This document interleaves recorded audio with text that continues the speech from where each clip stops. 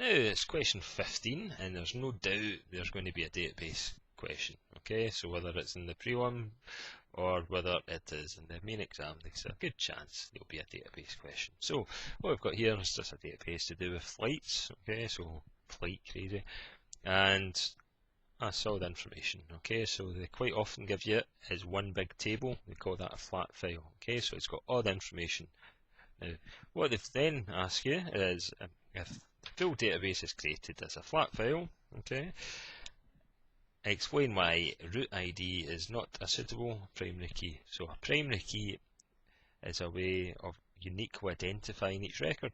Okay, now if you look at root ID, it's not unique to each individual record, because if you look at root 001 is mentioned 5 times, root 002 is mentioned 2 times, same with root 003. So it can't be seen as a primary key if it's not unique. Okay, if it's unique, it means that it's different for each entry. Okay, so that's why you wouldn't use that as your primary key. What we've then got is describe 2 problems with a flat file database. Okay, so imagine here's your flat file. Imagine you're having to maybe update, instead of going to Amsterdam, you're going to like Copenhagen. If it's entered more than once, then it's wasteful of time, because you're going to have to go every time it's mentioned Amsterdam, you have to change Amsterdam to Copenhagen, or it might not be a Monday, it might actually have been changed to a Tuesday, etc. So if you've got a flat file database, you've got duplicate data, which just means the data's entered more than once, and then that means you actually have to start changing it, and it takes a long time.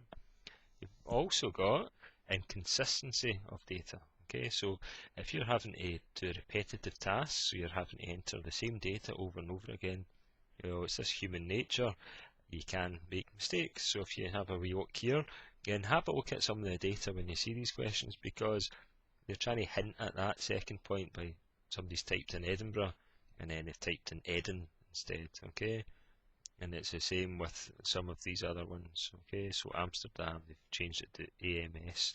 So if you have to type in a lot of the same data over and over again, well, the data becomes inconsistent because it can change from one entry to another. Now, to solve all this, what we quite often do is split the tables, and we create something called a linked table, because these 2 tables are related to each other.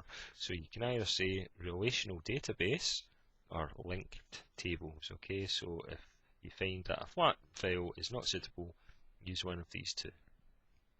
They mean the same. Okay, and then saying what field type is used for aircraft codes. So if you look at aircraft codes, well, it's just, if it's got a mixture of letters and numbers, that's your text field type.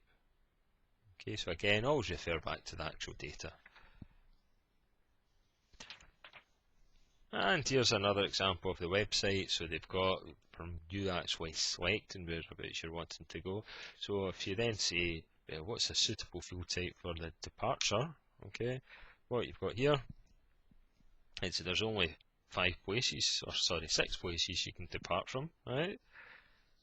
So that should be restricted choice, but you have to select something. Okay, so that's quite often where the wee stars are, just to say it can't be left empty, and if it can't be left empty, there's a presence check going on. So there's actually 2 types, 2 for the price of 1.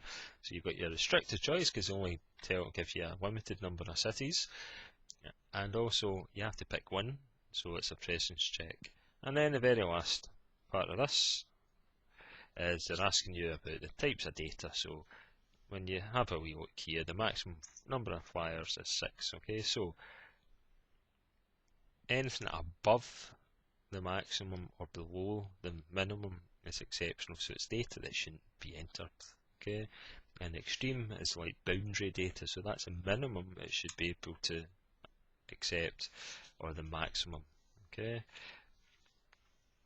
and your very last question part there is they're giving you a wee database here, and they're essentially saying during the testing they completed the database all the flights from Glasgow to all the airports in London on 8th of June were found.